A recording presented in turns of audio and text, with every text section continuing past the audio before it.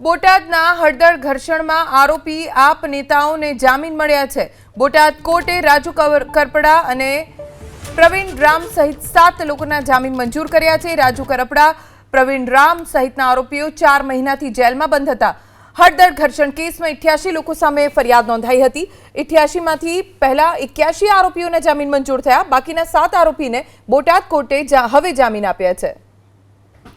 હળદર ઘર્ષણ કેસમાં 7 લોકોને જામીન મળ્યા છે, જેમાં પ્રવીણ રામ સહિત આરોપીઓનો સમાવેશ થાય છે। રાજુ કરપડા, પ્રવીણ રામ સહિત 7 આરોપીઓ કે જેમના જામીન મંજૂર થયા છે।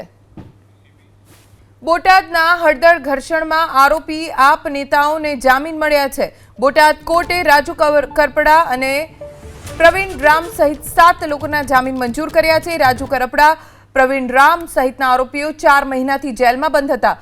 હળદર ઘર્ષણ કેસમાં 88 લોકો સામે ફરિયાદ નોંધાઈ હતી।